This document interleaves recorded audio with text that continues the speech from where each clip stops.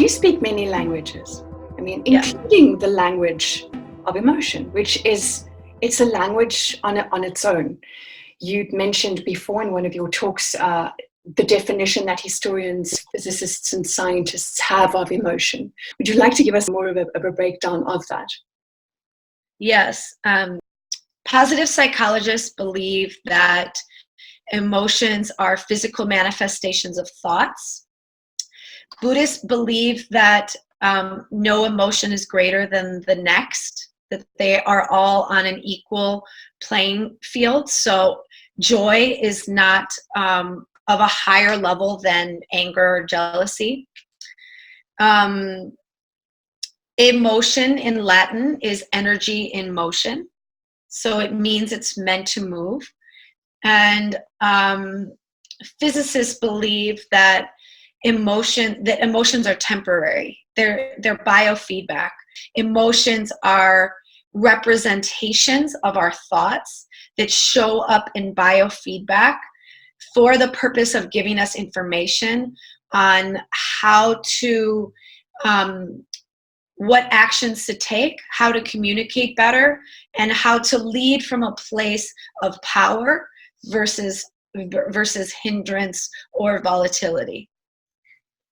And you were saying that your approach to understanding and listening to this internal language of your emotion is to not over-identify with the emotions as they come along and invest in them, but more importantly, not to suppress them, but to listen to them.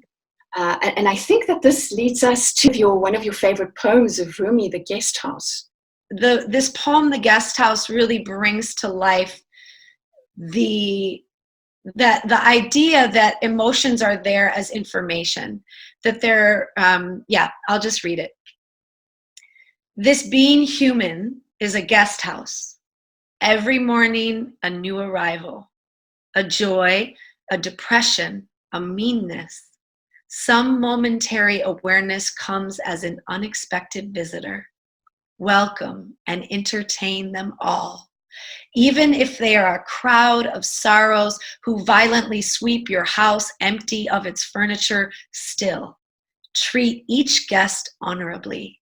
He may be clearing you out for some new delight. The dark thought, the shame, the malice.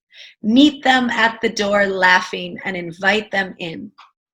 Be grateful for whatever comes, because each has been sent as a guide from beyond.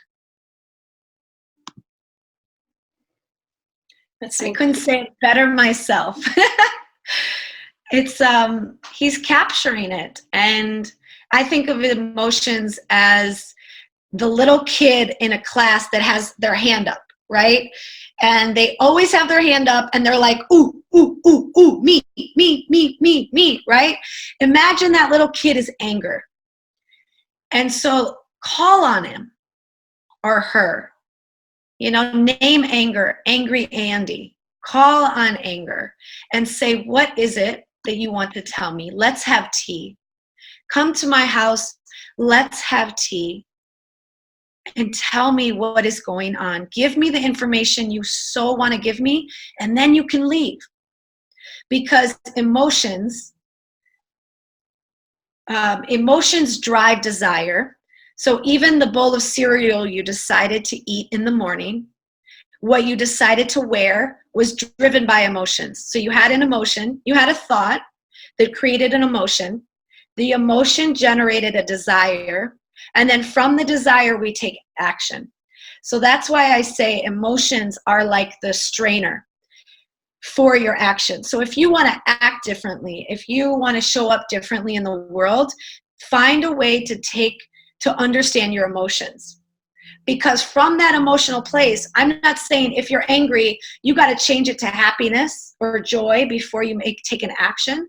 I'm saying understand why you're angry. Because anger is generated from passion and purpose, from you being held back from your passion and purpose. Find that anger and say, okay, what is holding me back? Why do I feel so passionate about this that I'm willing to get angry about it?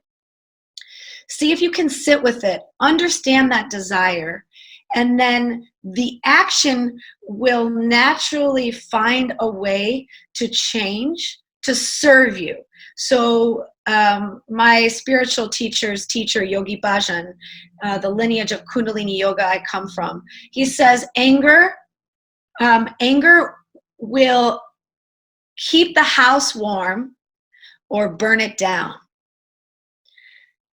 Anger will keep the house warm or it'll burn it down.